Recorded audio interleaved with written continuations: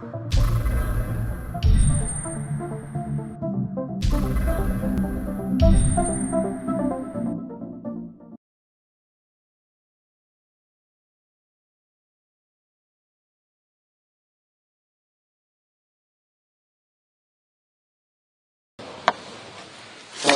kirgenden burada hazır joldagilarga bir okuya esime düştü. Şol okuyani aytып bергim kelip turat. Bul okuya bizdin bardыгыбызга көп нерсени түшүндүрө турган окуя жөнүндө окуябыз.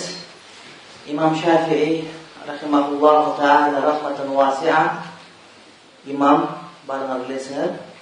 Bu kişi Irak жерine gelip anan Hazreti İmam Ebu Hanifa'nın kabri turgan жерге жетip ziyaret kılıp kabrını ziyaret kılış hayatımızda var.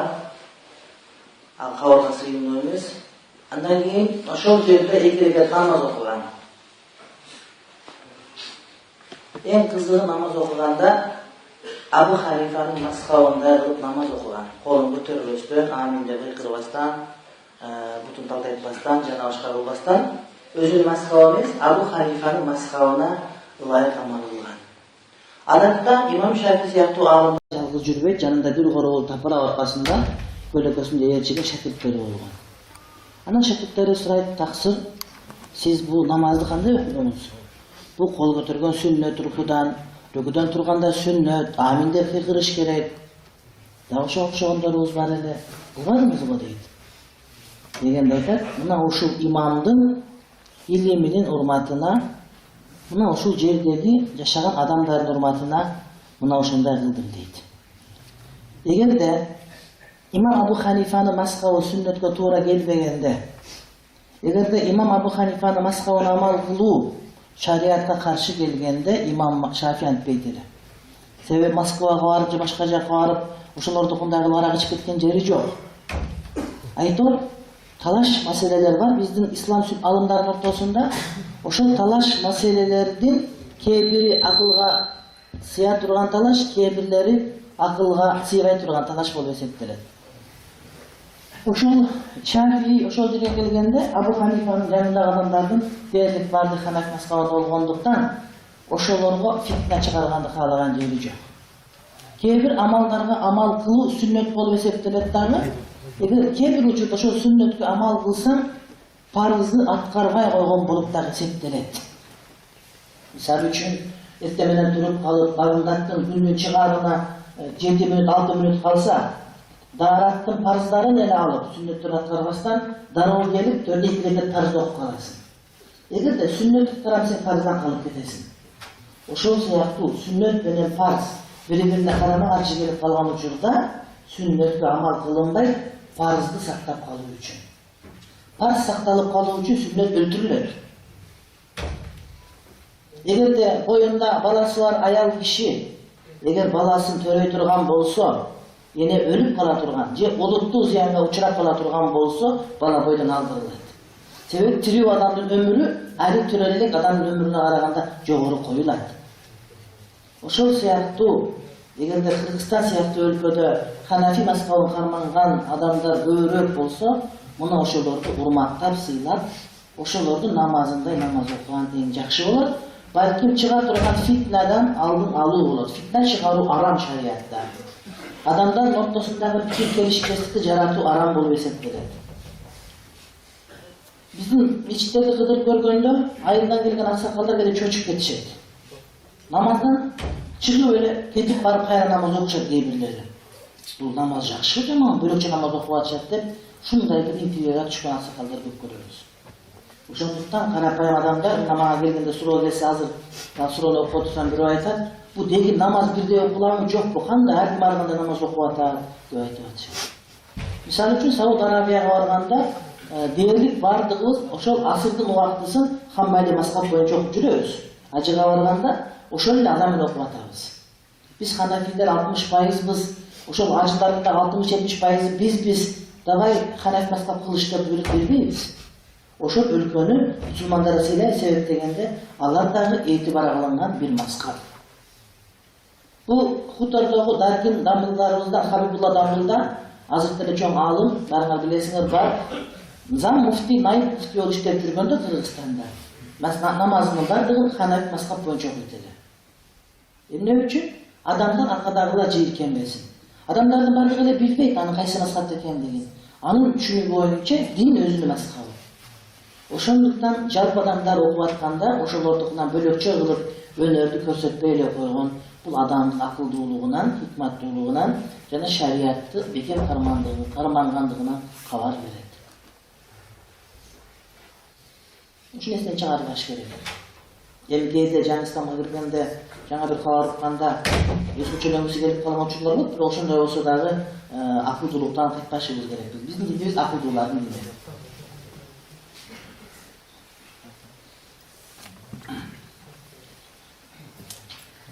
Bismillahirrahmanirrahim. Elhamdülillahi Rabbil alamin vel akibatu lil muttaqin. Sallallahu ta'ala ala rasulina Muhammad ve ala alihi ve ashabihi ecmaîn.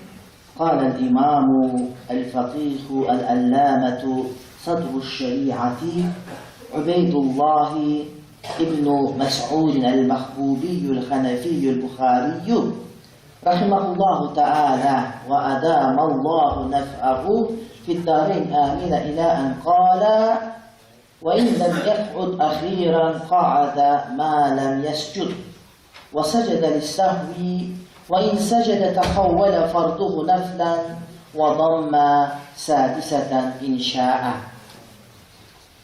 Сабактарыбыз эгерде намазда туура сакталып алса, каада колтурбай туруп кетсе, кошумча кошуп алса, жана башка болсо, ошол намаздарды кантип бузбастан улап кетебиз, намаздарды кантип сактап калабыз деген маселе. وإن لم يقعد أخيرا дейт. Намаздарда каада болот. Ошол каадалар саламдын астындагы акыркы каада бул парз болуп эсептелет.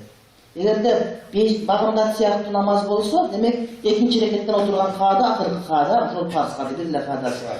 Аср сыяктуу, шам, куттан сыяктуу намаздарда экинчи каада акыркы каада. Акыркы каада дегенде багымдат сыяктуу бир эле каадасы болсо деле, ошол бир эле каада акыркы каада деп эсептеле берет. Акыркы каадада отурган парз болот.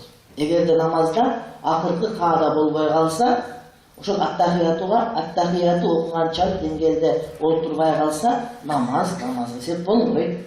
Кырааты калып калгандай, рукусу калып калгандай, сеждеси калып калгандай, таараты жок болгондой, такбир тахримасы жок болгондой, кыбласы жок болгондой эле кеп болот.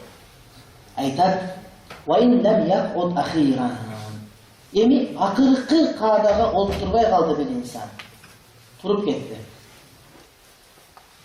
Багымдаттын экинчи рекетинен отуруш керек эле, 3-кө туруп кетти. Же 5-де асырда жана куттанда 5-ке туруп кетти, шамда 4-кө туруп кетти. Qaada ma lam yasjud. Эгерде ошол туруп кеткен рекетке саждага бара эле болсо, кайра отурат дейт.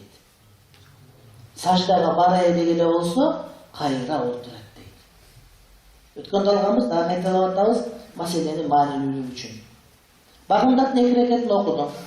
Биринчи рекетти бүттүм, экинчи рекетти бүттүм. Отуруп аттахият окушум керек эле. Аттахияттын ордуна сен саждадан турган бойдон туруп кеттиң дагы 3-чү рекетти кетип калдың. 3-чү рекеттин саждасына бара элек болсоң эле кайра дароо олтурасың. Кайтасың, Фатиханы окуп бүттүң. Бакараны кошуп алсаң да айырмак жок. Саждага эле бара элексиңби, кайра назат келип туруп ордуңа олтурасың. Же пешин намазынын 4 рекет парзы, 4-чү рекет окугандан кийин аттахиятка отурбастан дароо 5-ке туруп кеттиң дагы Фатиханын жарымын алейхи ва раббалин дегенде окуй бүтпөдүм белем. Дедиңби? Саждага бара элексиң, кайра кайтасың. Шам деле ушундай. 4-чү рекетте туруп алсаң, эгерде 4-чү рекеттин саждасына бара элек болсоң, кайра кайтасың. Кайтып туруп, ва сажада лиссахви, сажда-и сахв кылып туруп намазыңды бүтүрөсүң. Себеби парызды өз убагына бир аз кечиктирип койду.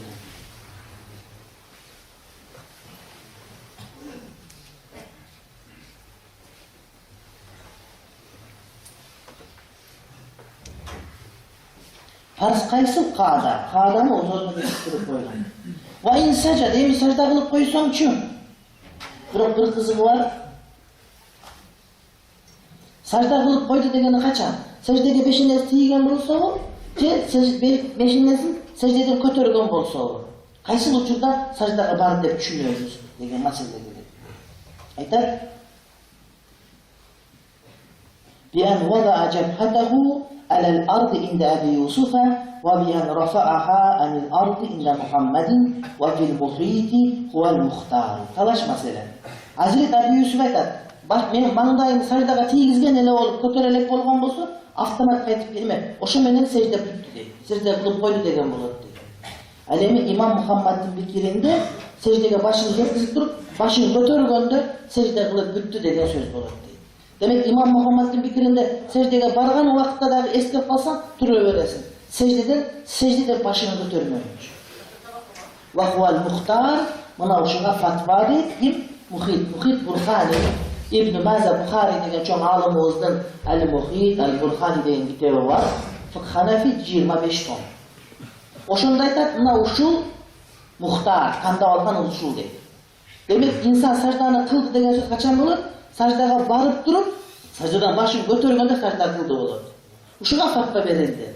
Demek kanday, 3. rekette bağımda da durup gitti. Fatiha'nı okudu, daha bir süreni okudu. Anam namaz rukuga vardı, rukudan durdu, sajdaga da var durup, Subhane Rabbiyel A'la de bir örnekkandan men üç götürüp kettim dedi. O şol yerden oturup kalakat tahiyat olması lazım. Sebebi sajdanı kılıp bütü edek. Sajda kaçan bulup, başını tiygizip kayra götürgende sajda kılıp bütü degen söz böyle. Gördün mü? Demek sajdaga baralet degen sözü, 3. rekette sajdaga bağıp, sajdadan başını götürerek olsaydı demek oturup kalakat tahiyat olması.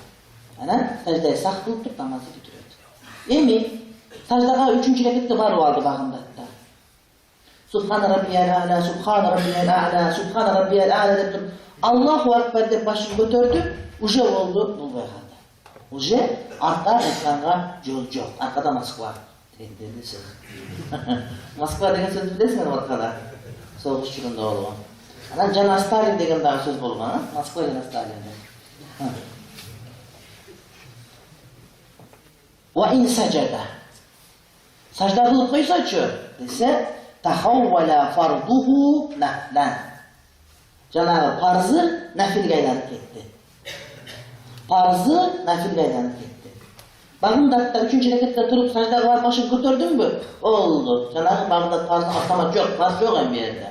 Nafil namaz okuyan bolup kaldı. 3 reket nafil namaz okuyan bolup kaldı. Asır namazda 5'ke durup kettiğinde 5'in niyesini arı aldın, sajdasında varı aldın, hadi oturmasından durup, öldü. 5 reket nafil aylanıp gitti. Şamdıkı 4 reket nafil aylanıp gitti. 4 reket nafil aylanıp gitti. وَضَمَّ سَادِسَةً اِنْشَاءَ eğer kalasa 6. koşup gitti. Bağımlıkta kalasa 4. koşup. Sebebi 3 reket, 5 reket nafil namaz bulup gitti. 6 reket, 4 reket dedim. Kalasa koşup degeni, kalavasa şöyle bütürüp durup bitiverir. Kalavasa 3 reket bolgan yerde namazı to'xtatadi, puştida durup öyle. Kalasa geçe salam berip, kala salam dere berbeydi. Neler? O'sha namazı bütürüp dağı farzlık başta okup başlaydı. Biroq bu yerde bir qancha so'rovlar tug'iladi. Birincisi, bu qanday? Farzı nafilga aylanib ketdi. Demek nafil namaz içinde kaldı. Bu kantip qaysi beti menen nafil namazı buzup atadi. Aytdın ele Kur'an-ı Kerim'de var der. وَلَا تُبْتِلُوا أَعْمَالَكُمْ Amalыңарды buzbağın dedi. Eğer de bir adam nafil namazı baştab alsa, oşol nafil namazı bütürüsü vacip bulup demedin böyle. Anam bu nafil namaz bolsa, kala saltınışını kala alsam buzup koyup dedim. Bu kanday oldu? O aytkan sözüne bu sözün tura gelmeye kaldı o. Devadan bir tayarı var bir adamdan. Şunda bir adamdan çünkü anladık durat da kaysıl yerden kemçilik ketip kalsa, oşol aytıp matka çürsem de çürükenler var deydi. Geçer bir ayet olsam, siz savurda olmayısın, anday olmayısın. Bunda edesin, tövdesini verik, ödesin tövdeyik. Sözün aytıp bitiriyor, o zaman culu alıp kayra aytıp, hep sözüme kemçilik tavuş gelir. Yani tohta, de bana bu sahitte savurda olmayısın deydi. Ben ayttım, sen savurdu boldurğanma bolbayını zıçı bulatmaysın mı? İleri bir konurdaptır. Ana konurda varsa eğesi gelip karma alıptır. Astagfirullah. Ne koğunurtap жүрөсүң sen? Dese taksir ben koğunurtagany gelgen jok. A ne жүрөсүң beri dese, şu köşede жүрüp, oğul zaragılgın gelip, çoğun zaragılgın gelip, girip kaldım deptir. Ana kana kılgan zaragın ayt, işeneyin. Görsöt dese, muna dep bir uydun jampaсын görsötüptür. Astagfirullah, bu uyduku o dese aytıptır. A özün kıykırıp adam çakındırmay şaştırıp atsan, uydukun olup kılatta. Ben anısın arında keyde şaştırıp adamını çöntürödüm. Tuğandarım, bu mesele anda emes. Al nafil namazdan, nafildi ihtiyar kılıp girgen vakıtta. Kimde kim nafildi özü niyet kılıp, ihtiyar kılıp, kulak kalıp girse, buna hoşunu bütülüğe middetli olur. Biroq, bu uçurdağı nafilder, anday middetli nafilder emes. Bu, özü kağlavastan turup payda olup kalgan nafilderdi, ulantı middetli emes. Şunuktu. Misal üçün 5-nji 4 rekat farzını okudun, akıl katta hayatıga oturgan joksun, 5'ke turup kettin, abar sajda kalıp sajdany bütürüp aldı, bütkönden oyladın, bu 5 dedik dağı, kağlasan 6-nçını koşup turup, 6 rekat nafil bütürgen bolosun dağı, ana kayra farzını okuysun. Eğer kağlasan, oşo üzeri neke jaka salam berip çıkıp ket, kağlasan jönüne çıkıp özünün ihtiyarında bütürüp koya veresin. Sana hiç kim aytpayt, bu 5 rekat nafil olup kaldı, bir onu koşup koya tuğgan dese aytasın, taksir ben bunu, bu beni zortlarla girip algan nafil namaz bu. Ben halagan emes elem bu. Dep aytam koğunlar. Ekinci bir problema çıkıp kalat, boldu şu namaz asir olup kalsaçı. Asir namazdan keyin nafil namaz okugan emine makruh. Makruh. Asir namazdan keyin, namaz okulgandan keyin, şamdın azanına çeyin, şamdın azandan keyin namazda çeyin dağı, bir rivayatta nafil namaz okugan makruh. Asır namazı 4-nji rekat katta hayatıga oturmasdan 5'ke turup ketip, 5'tin sajdasına barıp koygondan keyin kağlas 6-nji rekatty koşsun. Oşonda asır namazının uwagынан keyin makruh bolot elego dese, 2 jobumuz var. Birinchisi, taksirim, al asırdı farzından keyin, bu farz dep atkanыбыз nafilge aylanyp ketti, demek farz okulgan jok. Demek 6 rekat farz nafil okugan bolsok, asirimizdin aldında okulgan bolot. Şunday emespi? Bu birinchisi. Anan ikincisi, biz dele şunu kalagan jerimiz jok. Nafil namazda, janagıday okçularda makruh olur, egerde özün kalap girişse. Biroq seni majburlap ele oz umurduңu basta kalıp nafil namaz bolup alsa, aga sen bunu ömesin, sana job bermesin. Al makruh emes. Demek öz ihtiyarı menen okula turgan nafil namazlar ay kılıngan vakitlarda makruh olup dağı kokustan senin kaalooңсуз gelip kalgan nafil namazlar bul uçurda makruh bolmuyor. Oşunda öyle bagımdattı. Biz aytабыз. Bagımdattın 2 rekat sünnetinden keyin, bagımdattın azanından keyin, bagımdattın farz okulganga çeyin, 2 rekat bagımdattın sünnetinden başka namaz okugan bolboyt вообще деп aytып жүрөбүz. Çındığında mına oşunda. Nafil namazda. Kaza okusan boluveret. Bagımdattın 2 rekat sünnetini okup imam bilerek bolsa, kazalarını bitirsen boluveret. Misal üçün da, uyumda otur. Meçitte okusan kazanı uyat bolur. Meçitte kazalarda okup atsan aytat da, astagfirullah. Bu qanday adam? Bagımdat nazarlı oldu. Farzga çeyin, bagımdat nekerege sünnetin nafil okulunbaydı degen. Bu nafil okugan jok. Demek kaza okup atabı. Astagfirullah. Demek namazı kaza kılgan turbay edip, sen güleyen aşkediler koyuyorsun. Oşun üçün kaza okulunbaydı alı vakitta.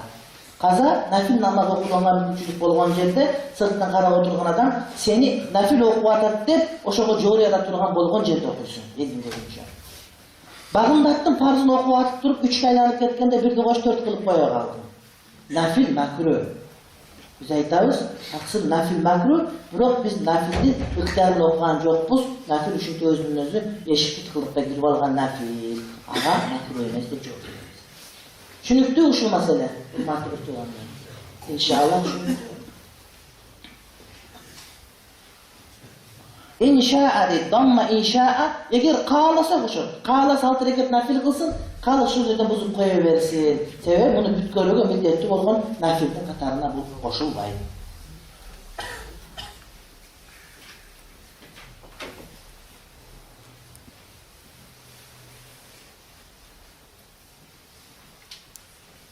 Biroq 6-nji rekatty, je 4-nji rekatty koşup koygan bu mustahab. Düzbastan bütürüp koygan mustahab, egerde kийинки namazga uwakty kala turgan bolsa.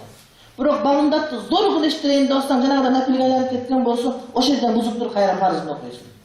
Bırak janaga bir reket koşup 4 reket nafil kılıp turup, andan keyin 2 reket bağımdatты farzını okuganga uwaktyň bar bola turgan bolsa, anda da 1 reketти koşup 4 reket nafil kılıp turup, okup koygana mustahap bolup, eteginde sajda sakıp kılbaysın. Eteginde sajda sakıp kılbaysın.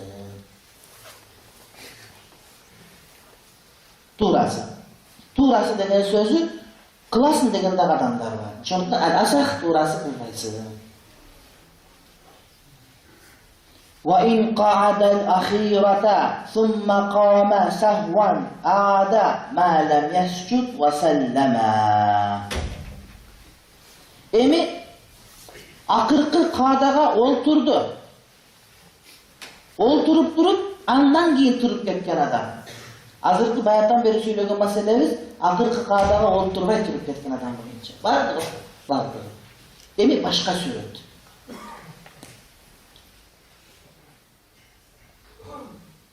Namazı okudu. Misal üçün bağımdattı, 2 reket. Attahiyatını okup durup, bırak bağımdatta bulançalıklı bileşmeyip, başka 4 reket namazlarda. Sebep akırk attahiyatının birinci attahiyatta düşünüp alıp çıktımalı var. Aytır kanday olsa dahi, akırkı kadaga olturup, attahiyatını okudu. Demek namazın farzı büttü degen söz. Andan ki, dağı var ekende turup gitti. Bu adam kandaylar. وَاِنْ قَعَدَ الْأَخِيرَةَ. Akırkı kadaga oltursa bir insan. Attahiyatını okup durup, salavat okugandan burada turup ketdi. Summa qama sahwan, unutkan boydan turup ketdi. Bu ikinci reketdeki attahiyat olsa da bitte qiyamdan turup ketdi. Ada ma lam yasjud. Egerse sajda kılarak bolsa, bul dağı qaytıp keledi. Bu sajda kılarak bolsa, bul dağı kayra qaytıp keledi dağı ve sallama namazın salam verip bitiredi. Sebebi namazı kütüp kalgan ele bunu koy. Tazlar kütken ele, vacip sünnetlerine kalgan ele da namazı kütken ele. Bırak turup alıp 2 jaka salam bergen şariatımızda çok bolgandyktan olturganga majbur oldu. Olturup durup okuyarak salavatını okuyup dağı 2 jagına salam berip bitiredi.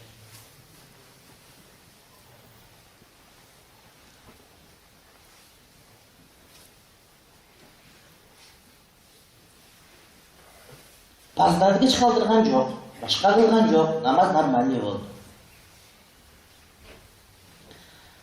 وَاِنْ سَجَدَ ثُمَّا وَاِنْ سَجَدَ. Emi sajda kılıp koygan bolsa çö. Sajda kılelek bolsa kayra kaytıp gelet dağı 2 jaka salam namaz bitiröt dedi. Sajda kılıp koygan bolsa çö desek, tamme farduhu, sajda kılıp koysa 5. reketke farzı bütken bolot. Oja kaytıp gelene mümkünçülük yok. Okugandan farz namazı büttü. Hem nafildi 1 reketini koşup koydum dedi. Damme sadiseten ve secede listahvi. Oşonda ölçüde dağı 1 reketini koşup dağı, koşukonduğu jakşırak, bunu taştap koy degen farsı degen jeri yok. O şertip sajdaga sak kılar. Oşonda 4 reket farz, 2 reket nafil okugan bolot. Bir namazda, bir salam menen, bir takbir tahireme menen, 2 namaz bitirgen bolot. 5'in okudu. 4. reket attahiyatına oturdu. Anan oylanıp dedi, bir veliler gelip hazır oyuncak adamın özü yok. 2. reket okşayıp bana turup gitti 3. rekette. Okup varıp sajdanı bitirip, sajdadan turgan destep kaldı. İyi dedi. Bu 5. dedi. Ana et aksırım dedi. Bunday olsa dedi, ben beni yağlam daha 1 reket koşam dedi. Ben daha 1 reket koşup durup, sajdayı sakıp kılıp durup, namazı bitiriyorum dedi. Oşonda bir takbir mene, bir salam mene, 4 reket farzı dağı büttü, 2 reket nafili dağı bütkön bolot. Bırak eteginde sajdayı sakıp kılıp koydu.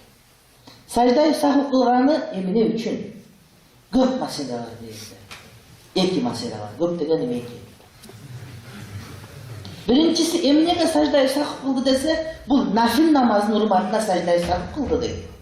Adatta nafil namaz degen özünce takbir menen baştalış geregile, bu farzga jabıştırıp koya kaldı deydi. Demek oşol takbir tahrimat özündeki emas, başkanıkın istiharara bir alende kalgandyktan bunu bu emne olup kaldı, sajdayı sakıp kılsa oşonda nafili toluk bolot dedi. İkinci bir sebebi o ihram var o tahrim, Allah akbar degen. Bu farzlık bolçu. Ana parzın salam o giyin gerilip verir orada. Nafile namazdan giyin. Bir namaz, her namazın secdeye saklı özünden giyin boluş gerek. Bırak bu yerde adaptan sırtkarı olup ne olup gitti? Parzdan giyin nafil okup, nafilden giyin secdeye saklı otur. Demek vaktisi geç kaldırıp salam bergen için. Oşol parzın salamı nafilden giyin salam berip atkan için secdeye saklı bolup dep aytıyordu. Bırak bu şu mesele dengede kızıgaracağını İmam-ül Huda Abu Mansur el-Maturidi aytadi. Alaytar bir takbir menen iki namazda okup alsa secde-i sahv vacip bolup degen derejeni karmanı var. İmam-ül Huda Abu Mansur el-Maturidi Ahl-i Sünnet vel Cemaat mazhabındagi en zor ulkan ilimcilerden biri. Bunu menen Abul Hasan el-Ash'ari Egipet'te olup, Samarkand'da olup, ökönün ömür yaşı 2 yaşıyla razılsası var. Ökö biri görgen emez. Bu Samarkand'da durup Maturidi mazhab jaza vergen, teginisi Egipet'te turup alıp Ash'ari akiden jaza vergen. Ökö biri görgen emez. Biro şariattagi erejelerdi tuğra işletkendikten ökönün akidasında hiç karda biri-birine karama karşılık gelgen yok. Hazırkı uçurda Ahl-i Sünnet degende Maturidiler menen Ash'ariler aytamiz biz. Biz jalpy Hanafilerin derlik bardygy Maturidi akidany karmanabız. Şafiilerin derlik bardygy Ash'ari akidany karmanabız.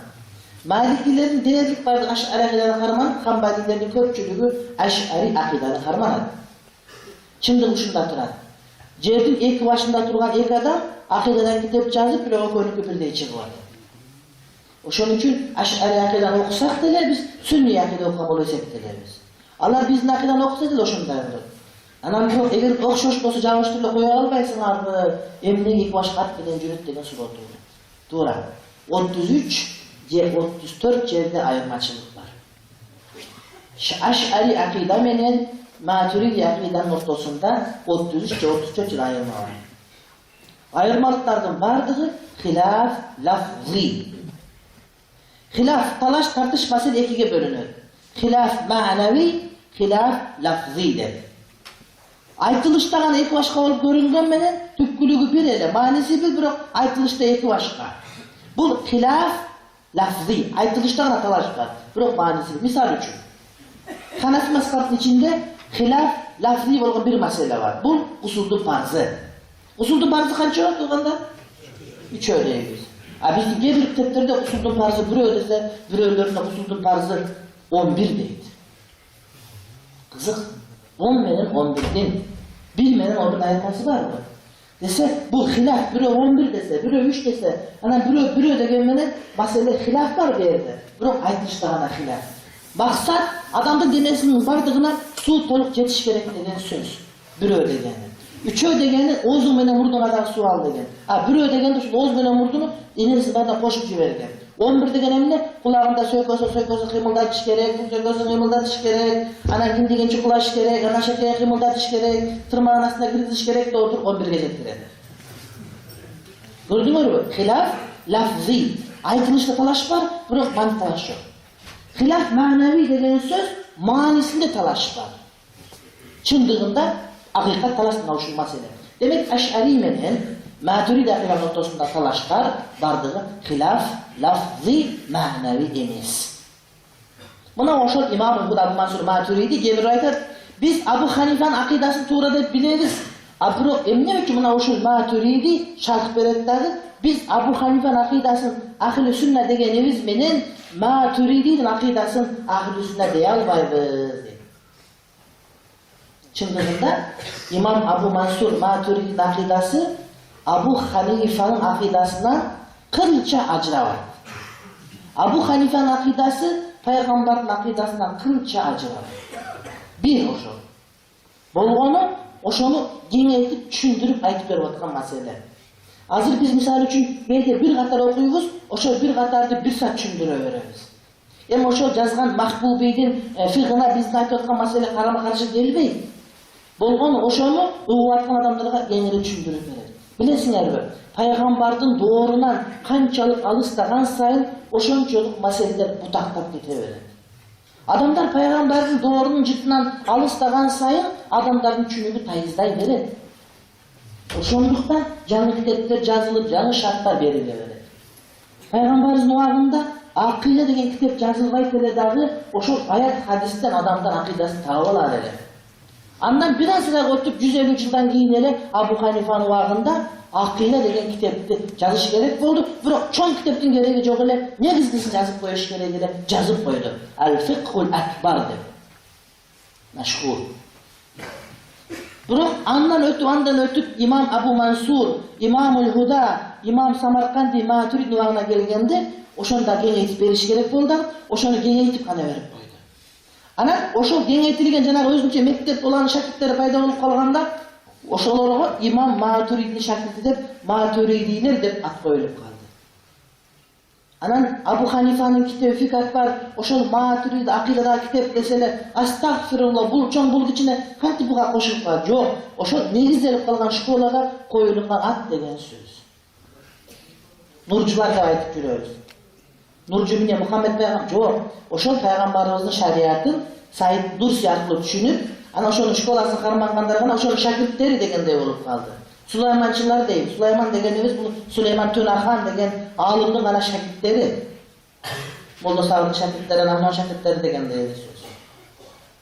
Ошого Матуриди акыйда ката, Фик Акбар туура, биз буга ишенбейбиз, буга ишенебиз. Сен эмнеге Ханафи болуп туруп, акыйда Ханафи болбойсуң, Матуриди болуп кетесиң деген сөздөрдүн бардыгы чала сабаттык. Чала сабаттык, илимди түшүнгөнүндүр. Матуриди акыйданын өзү мына ушул Абу Ханифанын акыйдасы, пайгамбарыбыздын акыйдасы эч кандай ортосунда ажырым айырма жок. Мына ушуну туура түшүнүш керек. Ошол киши муфассир дагы. Ta'wilatu ahli sunna деген 10 томдук китеби бар. Имам Матуриддин китеби бар. Экөө эле бирөөсүн Молда Сабырга белек кылдым. Чоң молдакелерге белек берип туруш керек. Болбосо бул сөзсө.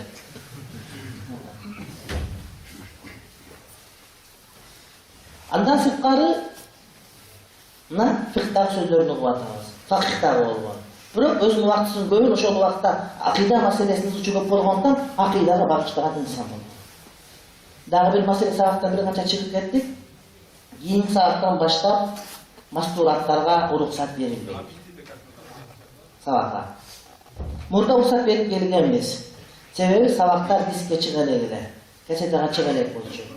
Ошондуктан азыр эми Кудайга шүгүр, балдарыбыз, жигиттер мына бир туугандарыбыз чыгарып атышат дисктерди, 50 сомдо сатып атышат, ошону алып барып укса болот эле.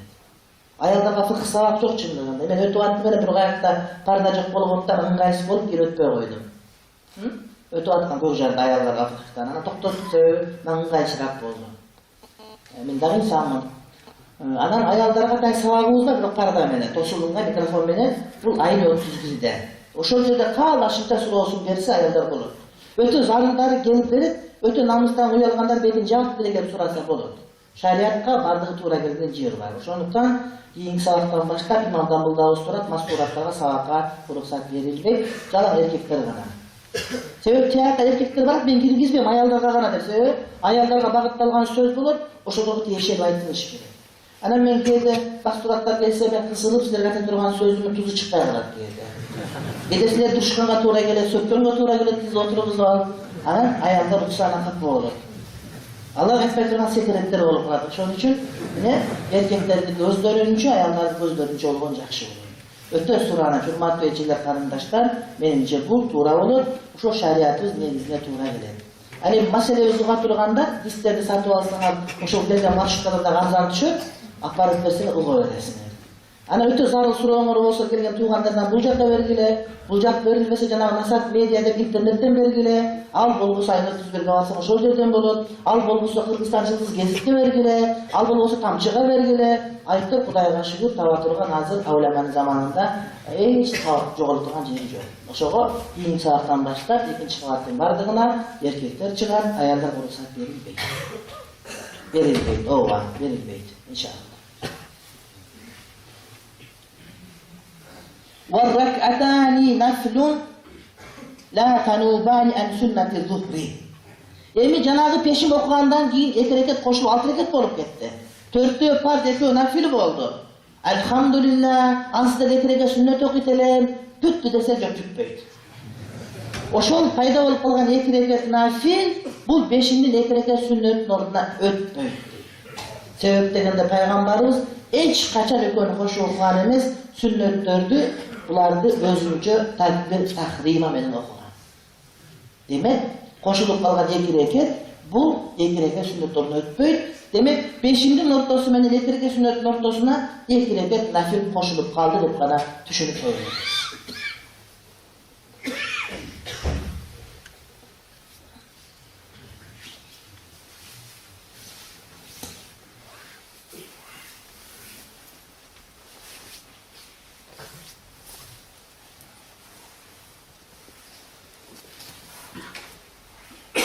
وَمَنْ اِقْتَدَى بِهِ فِيهِمَا صَلَّاهُمَا. Birincisi, imam, bir adam 4 rekat okugandan keyin 2 rekat avtomat koşulup kaldı, janagıday olur. İmam bolup okup atat, je bolboso emne bolup okup atat, jalgız okup atkan ele, anan 4 rekatty bütpöy kalıp 5'te turup ketip, 4'te farz koyup, 2 nafil koyup, oşol 5-njisini je 6-njysini okup atkanda birөө gelip uyup kaldı. Şunday da, jalgız okup atsan birөө gelip uyusa bola beret. Hanefi mazhab boyunca erkeklerge uyuy beret, egerde farz okup atkan bolsa. Anan sen gelip namaz okup atasın, özün jalgız. Ana okup turup 4 rekat bitkende 5'ke turup kettin. Avtomat 5'ke aylan 6'ını koşup kaldın. 6-njy rekat okup atkanda birөө gelip uyup kaldı sana. Emin masele. Sen nafil okup atkan uçurda, biroq başı farz bolup baştalgan. Janagı rusalkada ele bolup kaldı, başı ayar buyagı bağlı. Başı farz buyagı nafil bolup kaldı. Bu demi men ne kılat degen bu? 2 rekat nafil okup bitiröbü namazdı, je sen salam bергenden 6 rekat okup berebe degen masele. Masele? Masele. Düşündüңөр, akırkı 2 rekat nafilge aylanıp ketken uçurda, je 5'te 6'da okup atsa, birөө gelip uyup kaldı. Bu kantet dese bizde muhtasar وَمَنْ اِخْتَدَ بِكِ ف۪يهِمَا صَلَّاهُمَا. Oşoğu uyuyan adam 2 rekat ele nafil namaz okup veretti.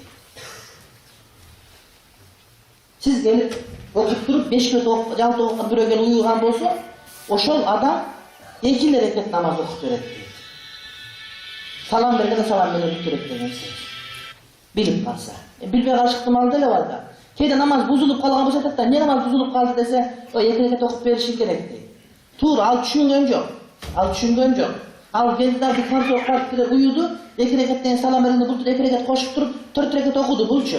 Aga delemeydi. Mesela kaçan jarıka çıkar, oşol okup atkan nafili buzulup kalsa. Dep okup atsa imam aytты, ün çıkıp ketti. Astagfirullah, gel çıkıp ketti dedi. İmamın namazı buzuldu. Namazı buzuldu, imamdıkı, tekiniki dağı buzuldu da imam uyuyorlar. Ana aytdı, taksir, ne oldu dedi, aytdı, taksir bizim şunday oldu dedi. Biz 4 rekat farz okup atkanbız, kada oturduk, ana kayra turup ketip, anan 5'ti koşup, anan nafil okup koyun dep, 2'ni koşup, 6 rekat bolayın dep, uşul 2'ni okup atlarati buzulup ketti. Şariat boyunca bizim farzımızdan kutulduk, 2 rekat sünnet namaz, nafil namazdı, ben toluklar beribeyim dedi. Bırak sen 2 rekat tolukta alarsın dedi. Sebebi bu, özü kağlosu bilen niyet kılıp koşuldu bu. İmam nafil okup atkanda bulara koşuldu. Demek tarakki buzulup kalgan uçuda, bul baraklara durup, astagfirullah 5-6'ını aytıp durup, açısı gelip imamga. Anan 2 rekat nafil namazın kazasını okup verir. Kızık, bul okup ayttagı, bul okup verir demenege dese, imamdıkı majbur 2 rekat nafil payda olgan, bunu oku ihtiyari payda oldu. Oşoğundan bul okup verir deydi.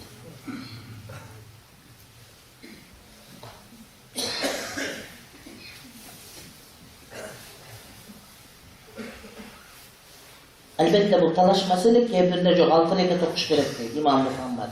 Biroq fatva Abu Hanife, Abu Yusuf aytılmaz. Bu meselenin şeyhi Abu Hanife, Abu Yusuf şunday deyip, alemi İmam Muhammed joğanday emes, 6 rekat okup veriş gerek dep aytadi.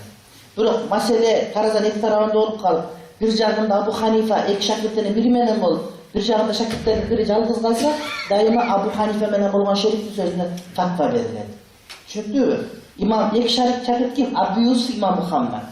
Bizde usulü fatvada fatvanın erecelerinin biri, eğer de kaysi bir meselede talaş bolup kalsa, anan oşol meselenin bir tarafı İmam Abu Hanife olup, 2 şagirdin biri şu menen bolup kalsa, avtomat oşoğa fatva verilir.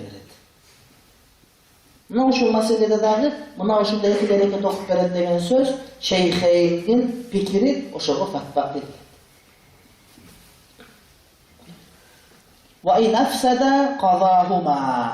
Emek iki reket namazı qaza kılıp buzu verse, qaza kılıp veredi. Ana aytip koyduk ya biz, iki reket namazı buzu verse, koşulgan adam ekönü qaza kılıp veredi. Ekönü qaza kılıp veredi. Ve in sajada lis-sahwi la yabni ve in bana sahha. Emek bir adam nafil namaz okuvat deydi. Nafil namaz okuvatıp iki reket okudu da. Biroq nafil namaz bilesiniz, iki reket okup turup attahiyatga barganda iki reket koşkusu gelse, turup ulantip ketaveradi. Nafil shunday namaz. İki reketke niyet kılın Allahu Ekber'de oturdun ha. Oturup attahiyat okudun ki salavat okup salam berelekte dağı koşkun gelse, dağı turup alıp turup ulantip ketken bolaveradi. Nafil namaz shunday. Nafil namazlar shunday. 2 reket, 4 reket, 6 reket, 8 geçe bir salam okusan boluyor. Ana niyet kılıp turup 8 reket okuyun, bir salamın niyet kılındaki 4 reket okuyanda şimdi çıkıp kaldı, salam verip bitirip koysan daha boluyor. Sebep degende nafil namazlar oşonu birinci reketine girmeyince sana biddetli bolmuyor. Çünkü durdum ben de 15 minut vakit varken dedim, Allahu Ekber 2 reket okuyun dedim, 2 reket okup anan keyin hem tutoyun degende karasam, cetlemi ötüp kaldı. Ulantip koysak turup janagı namaz ulantkan koydu. Salam beribesen turup. Elhamdülillah okup keteveresin. Boluveradi. Tushunipdimi? Yerde 4 reket okuyun deb 2 reket okugandan qarasam vaqt bo'lib qolgan bo'lsa, soatni chiqib qolgan bo'lsa, salom aytib turib ketib o'sha namoz ketaveradi degan so'z. Nafil shunday bir rezinkada bo'lgan namoz. Endi 2 reket nafil namoz o'qib, eteginde sajda sah qilib qo'ydim. Qiziq bo'ldi masala. 2 reket nafil namoz o'qib, adashib, etegine sajda sah qilib qo'ydim. 2 reket o'qilib, sajda sah qilingandan keyin o'sha 2 reketga daha qo'shib o'qisa bo'lovi je yo'qmi degan masala. Odatda sajda sahv namoz eteginde bo'ladi. Hozir sajda sahvdan daha 2 reket qo'shayin deb namoz o'rtasida bo'lib qolib Yaxshisi bu uchurda 2 reketdan keyin sajda sahv qilib qo'ysam, namoz o'sha meni bitirganim yaxshi, qo'sha turgan bo'lsa ana qo'shiladi. Boshqacha qilib qo'sh. Jangi takbirini o'qi degan so'z. Namozni bitir degan so'z. Aytadi, "Va in sajada lis-sahvi" agarda sajda sahv qilib qo'ygan bo'lsa, la yabni an ustida ulantmaydi. Namoz 2 rekat bilan bitirib, dag'i vaqtin bor, dag'i quloqqa boshlab o'qiydi. Biroq agar qo'shib qo'ysin. Va in bana qo'shib qo'ysa-chi? Ya da qo'shib qo'yadi. Qo'shib qo'ysa-chi desa, sahha alda bo'laveradi. Qo'shib qo'yganing yaxshiroq, biroq qo'shib qo'ysang jarayaveradi, biroq qo'shib qo'yganda masala bo'lakcha bo'lib qoladi. Qanday bo'ladi? 2 rekat o'qidim. Eteginde sajda sahv qildi. Ana qaysandan qo'shdim bo'laveradi deganda. Qo'shgandan keyin eteginde dag'i sajda sahv qilib berasiz.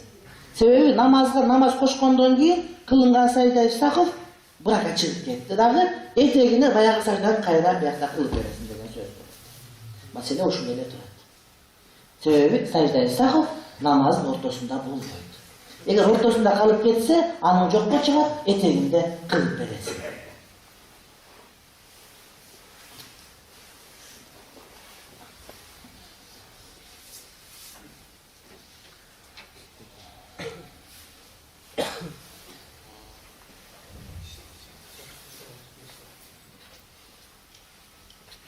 فَاِنْ سَلَّمَ مَنْ عَلَيْهِ السَّهْوُ فَهُوَ فِي الصَّلَاةِ İn sajada ve illa la.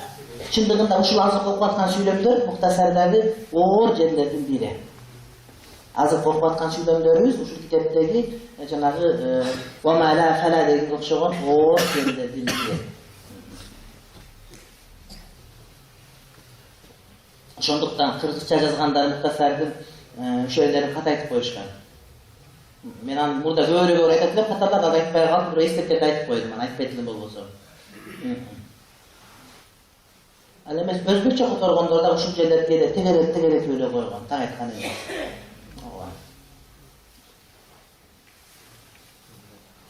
فَاِنْ سَلَّمَ مَنْ عَلَيْهِ السَّهْوُ فَهُوَ فِي الصَّلَاةِ اِنْ سَجَدَ وَاِلَّا لَا. Namazdan kaçan çıkıp gitti degen söz olur. Biz Esselamu Aleyküm ve Rahmetullah, Esselamu Aleyküm ve Rahmetullah degenden keyin namazdan çıkıp kettik. Namazdan çıkan kim soravatır dese 4 taksiri bir yerde mesele var deyemiyoruz. Namaz uçurunda kat kırıp kusur daratın buzular, namaz bitkene kat kırıp kusur daratın buzulur. Şunda emes be. Namaz okuvatı dep kat kırıp güleverse, indiğin kımıldak kırsa darat öldü. Namaz da öldü, darat da öldü.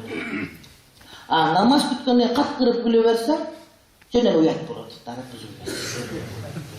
Emi, sen gülkün gelip otat, güre gelip, güldürüp otat, boronçu gelip, dağı bürosu gelip, tınarı gelip, kıkırıp atacak, ne kılışını bilmeysin. Hep salam verip kutulup kaldı, hem kat kırıver, namazın buzulmaydı. Salam verip geçen kat kırıversen, darat buzuldu. Gayra var alıp gelişleri bulur. Mesele şundadır. Emi bir yerde mesele şunday, secdayı sakıf kıla turgan insan, salam vergende, darat namazdan çıkıp kaldığı yok bu degen mesele.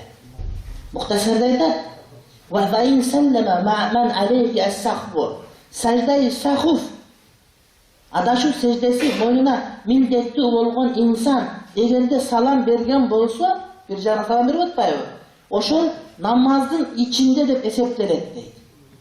Eger oşondan keyin sajda kılуу niyeti bar bolsa. Kedi unutup kalktı secde-i sahuf bar eken. Çimbi? Sajda mindet vacip boldu. Adaşıp kalgan bir yerinde. Sajda kılıp beriş gerek. Bir atandı bilmeydi bunu. Kedisinden çıkıp kılar. İki jaka salam berip turgan boydan ketebilir. Bulaytar. Secde-i sahuf moynuna vacip bolgan insan salam bergenden keyin eger secde kıla turgan bolsa namazın içinde de eseplenir. Eger secde-i sahuf vacip bolgan insan salam bergenden keyin secde-i sahuf kılbay koya turgan bolsa namazın içinde emes dep eseplenir.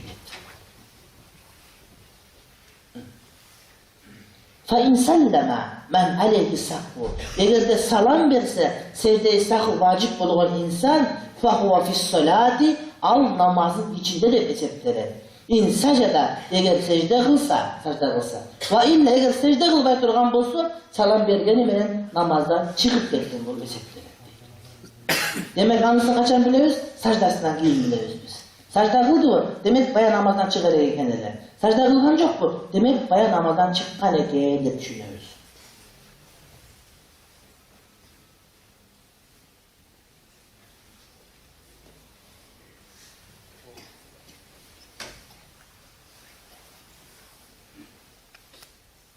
Oşunda öyle biz imamga gelip uyuyoruz mu? İmam namazdan çıkacak olsa uyuğa desek ötüp kalır. Eğer namazda imam çıkıp ketken bolsa uyuyalbay kalabız. Cemaat kaçan yetişip kalası. Kelsen imamın Esselamu Aleyküm ve Rahmetullah dep salam verdi. Oy namaz bitti dedi. Dese gayrı Allah dep çıkıldı. Oy namaz bitti dep turup dar uyup ketiveresin. Çünkü ötüp kaldı. Anan ki imam onca salam verdi. Esselamu Aleyküm de salam bergedi. Sen oylap kaldın. O yerden bildin de bir vacip hata kılıp koygan. Azır bul dedi, bilesin hazır dedin, azır şarkayı sakıp kılat dedi. Özün okup algansın bunu. Bul azır onca salam berip durup, ana kayra secdeye varat dep durup, Esselamu Aleyküm ve Rahmetullah desen Allah bir defa uyudun, uyugana şu oyda salam tütürgün böyle oturup ketip kaldın. Uyuvaya kaldın sen. Uyuvaya kaldın. Demek namazda kayradan niyet kılıp gidesin degen söz. Cemaat bileşik kaldın bu yok bu degen. Yok, daha kayradan niyet kılışın gereği yok. Çünüktü mü? Oşun menen kete veresin, bırak cemaatga jetip kaldın mı, jetpey kaldın mı? Degen gana mesele kosun. Çünüktü tuğan.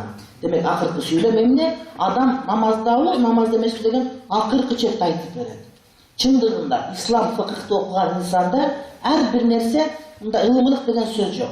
Ne rıba ne mese degen söz yok. Bardığı çiki tartlar bardığı şunday. Şunday. El-halalu bayyinun vel-haramu bayyinun ve beynehuma umurun müteşabihatun. Müştabihatun. Ortasında şekli işler var dedi. Bırak şekli işler olup kalkını dağın, oşundan kantip çıkıp tak belirlengen. Mintip çıkıp desen bunlar olur dep aytılınlar. Uşul yerine çeyen soracak tuğanlar.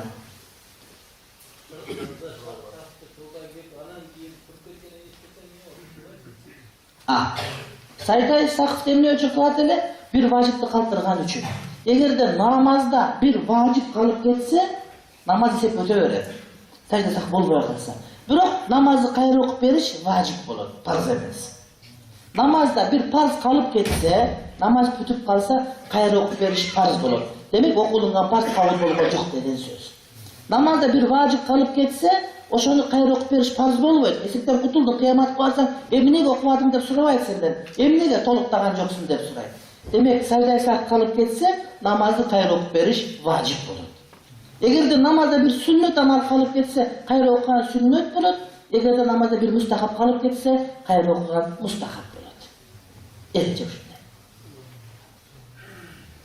Ustaz кейбір немелерде намаз оқып атканда bir жаққа сакчыларды, bir жаққа салам беріп, екі жаққа салам беріп анан саждаға кетишет го. Андай сакчылар бар. Айырмасы жоқ. Бирок имам болгон bir жаққа салам берген жакшы, экинчи жаққа салам берген жамаат туруп кетпесинен коркуу. Эгерде өз жалгыз болсо эки жаққа салам берсе деле мейли, ал айтылган. Ustaz 5 оқып атканда мисалы Аллахума барикти оқып салды да, bir китептен жана исламда тазалык белән адеп кышаты. Ошондо Аллахума барикти оқып баргандан кийин салам бербесең деле намаз бүттү деп айтылат да. Аллахума барик. Акыркы каадада ооба. Себептен аттахиятты бүттү, салаватка өттү, ошондо дарак атайлап турса, намаздан чыккан болот. Ал унутуп калып алды. Экинчи рекетте 5-инде Аллахума барикти окуду, бирок анын экинчини окуп аткан турайм деп турса, sajda saq kılıp beredi. Allahumma salli ala Muhammed деген süйлömden göğün okusa sajda saq kılıp beredi. 3-4'te okup duruyor. O akırında.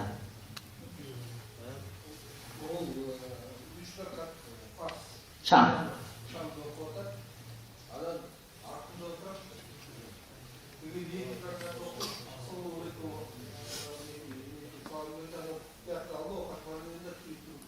Ova. Bunu karap ko'rib, eğer ошол oturgan avval uzak bolup, janagı kийинки rükün uzarıp kalıp ketkende oturgan bolsa, anda sajda saq menен бүтүрөt.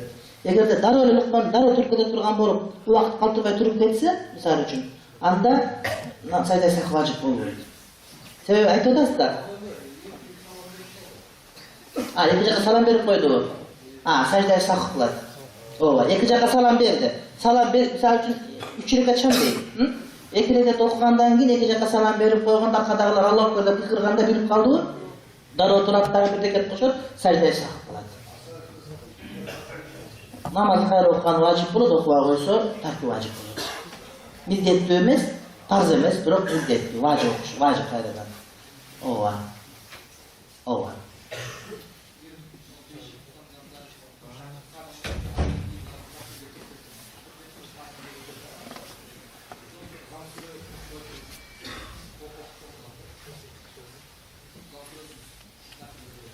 Uzam süre koşulat. Koşulat, akıllı koşulat. Koşulat. Yok, azır emniyet alışını soralım, emniyet üçün. Aha. Öz bunday da karap dur. Bunday da. Birincisi sen süre koş koyuyorsun. Cevap emrede. İkincisinde уже фарздан кеткен нафилаланга уже анда кошосун деген сөз да. Ооба. Антиле sajda saq менен бүтүрөсүн, бир важип калган болот көп болсун.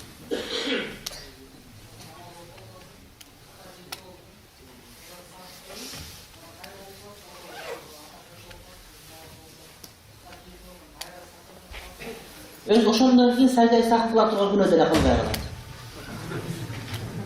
Кымырык бардыгы. Farzda imamga uyup atkanda ошо жана Аллахума салли аладан дагы өтүп кетсе bir сүйлөм уюган киши анда кандай болот? Өзүн жабыр деле. Жок, имам окуп атканда о. Имам окуп атканда эки рекаттан кийин отуруп уюй берет. Имам салам бергенге чейин уюсу уюган боло берет. Жок, уюп окуп атат. Аллахума салли аланы окуп бүттү дагы эмеге өтүп кетсе. Аллахума салли аланы жарымын окуп салса да имам эгерде Аллахума салли ала Мухаммад деген сүйлөмдүн жарымын окуса, sajda saq кылбайт. Өзүн жагы адашса. Ооба. Өз жагы адашса жок. Имам эгерде уюп аткан адам адашып туруп, ага sajda saq важип болуп калса, имам адашпаган болсо, кийин имам буйганда sajda saq кылбай калып кетет ошол бойдон. Ооба. Жамааттын адашканы имамга таасир этпейт. имам менен адашпаган болсо жамаат эме имам нормаль намазды окуй берет, тиги адашкан бойдон эчтеке болбойт, бияк кете берет. Саргасап моюңа милдетти болгондон кийин унутуп калып туруп кетсек кайра саргасап каласызбы? Сажда сах милдеттүү. Саргасапты унутуп калып так туруп кет. Каяка туруп кеттиңиз? Жок, туруп кеткенди түшүнүп атам, бирок мен ошону түшүнө албай атам да. Саргасапты кайра Саргасапты өзүн унутуп калса дейт. Намазды окуп кетип калсаң. Саждай сахты качан унутасыз? Отурган абалда унутасыз деген сөз да. Ооба, түшүндүм. 4 рекет намаздын 4-чү саждай сах кылыш керек эле бул. Бирок аттахаят окуп туруп 5ке туруп кеткен болсо, анан бүтүрүп этегинде кылат. жок. Жок, вообще окуп. Намазды бүтүрүп чыгып кетсек так туруп. Кайра окуп берген важип бул. Аны айтпадыкпы? Эгерде саждай сах мойнуна милдеттүү болгон адам аткарбай калып намазды бүтүрүп кетип калды, бул адам кайра окуп бериш фарз десе, кайра окуп бериш фарз эмес, кайра окуп бергени важип болот деп айтабыз.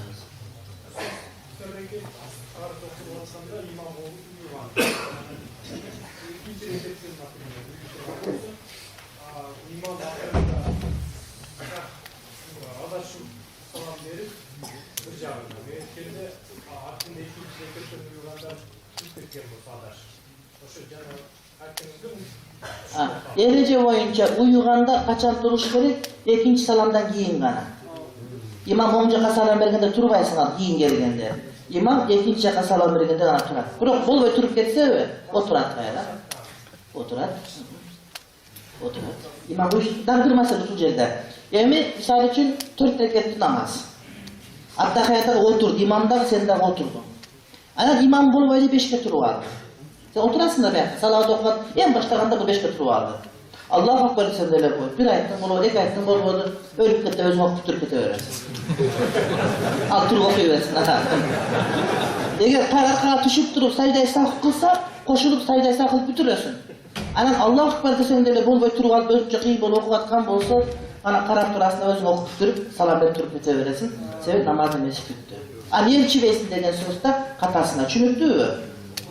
Ооба, 4-чү рекет окуп атасың. Аттахаятка отурдуң, ар баарыңа нормаль отурдуң. Ва расулуху дегенден кийин эми Аллахума айтат экен десең, бул туруп алып туруп дагы бирөө окуп атат. Аллаху акбар дедиң, укпады. Дагы бирөөсү Аллаху акбар деди, укпады. Анан 5 буланча берди эле, не кыласың? Өзү намазды окуп туруп кете бересиң келген жериңе. Өзү ар ким өзү салам берет да, ошо намаз бүтөт иншалла. Эми уюбайсың, уюйсуң, ама имам качып кетип калса. Отурган бойдон айтат, отурган бойдон айтат Лукман. Аллаху акбар деп бир айтат, анан кыйкырып албайт. Анан имам айтканда имам кайра аркага кайтты да, мисалы үчүн кайтышы дагы акылы сүрөт болсо. Кайтса, анан саждай сах кылганда, ага кош саждай сах кылып кое берет. Кылып намаз бүтүрөт. Менимче 2 саат отойт, уланта берет. Азанга чейин канча бар? Мен айткыла. Сажасақ намазның қайсы малында айтады? Фатихадан, Зам-Сүреден қайта кетсе, сажасақ қылынады. Өткөн сабактын дискин алып көрсөңүз айтып бергенбиз. Намла сурада пешим намазын 4 рекет фарзын окуп атасың, анан экинчи рекетинде салаватты окуп салдың, саздаш сах кыласың, имам менен окуп атасың, имамсыз да окуп атасың. Түшүнбөй калдым. Пешим намазын 4 рекет фарзын окуп атабыз да, мисалы. Анан экинчи рекетинде немени салаватты кошуп салдык да. Ошондо сажда сах. Саждай сах кыласың. Өзүңчө окусаң да. Ооба. Имам менен окусаң да. Ооба. Жок, имам менен окуганда имам саждай сах кылса кыласың, кылбаса кылбайсың.